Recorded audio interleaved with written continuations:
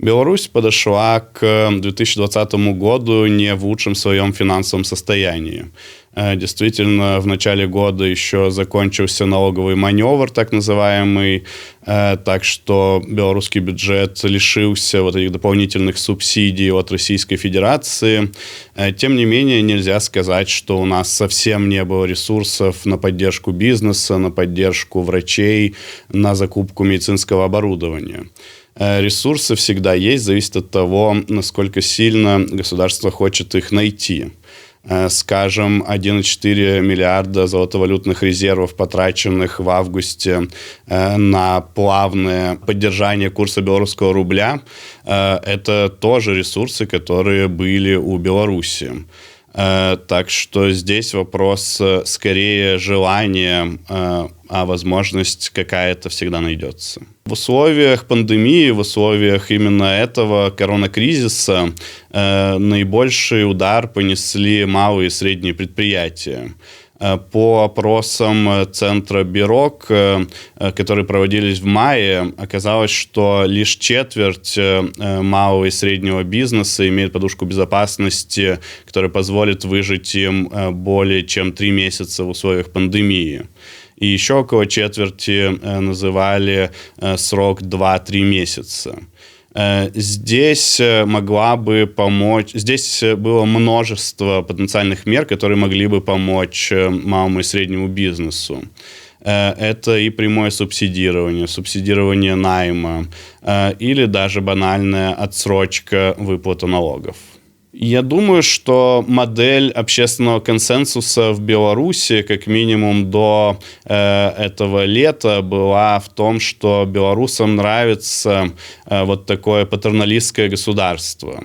Государство, которому мы отдаем налоги и, возможно, часть своих свобод, а в обмен мы получаем защищенность на все случаи жизни.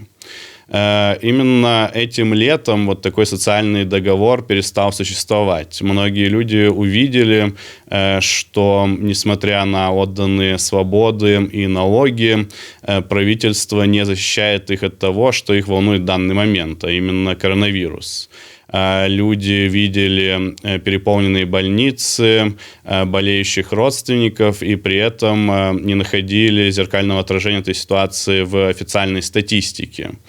Соответственно, государство внезапно перестало выполнять вот эту функцию всевидящего отца, который помогает в любой сложной ситуации. Выборы и политический кризис в Беларуси в этом году показали, что общество не восприняло действия властей по отношению к коронавирусу как адекватные и справедливые.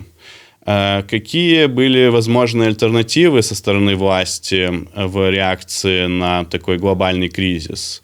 В первую очередь, я думаю, это серьезное отношение к проблеме, декларирование, что власть понимает, что происходит, и с лимитированными ресурсами готова бороться с проблемой, готова бороться за жизни белорусов, а не обвинять их в том, что они недостаточно здоровы и поэтому умирают. Если говорить о течении самой болезни, то здесь действительно мы были неплохо подготовлены. У нас очень большое количество коек на душу населения, очень большое количество врачей и медсестер на душу населения. Так что здесь нам не хватало лишь каких-то нормальных словесных интервенций, чтобы дать людям понять, что то, что происходит, серьезно. Да, наша медицинская система готова, но это не значит, что можно ходить без маски, участвовать в публичных мероприятиях, проводить парады и так далее. С точки зрения экономики, здесь, конечно же, нам тоже была необходима хоть какая-то поддержка со стороны государства, чтобы предприниматели видели, что мы все вместе в этой лодке, и правительство старается сделать то, что может.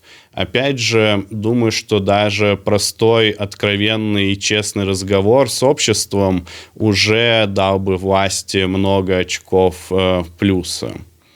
Насчет ресурсов, которые могли бы быть задействованы на помощь малому и среднему бизнесу, особенно бизнесу из сферы услуг, то здесь действительно, наверное, мы не могли поступить как Германия или США, выделяя огромные суммы на поддержку покупательского спроса и на поддержку существования бизнеса.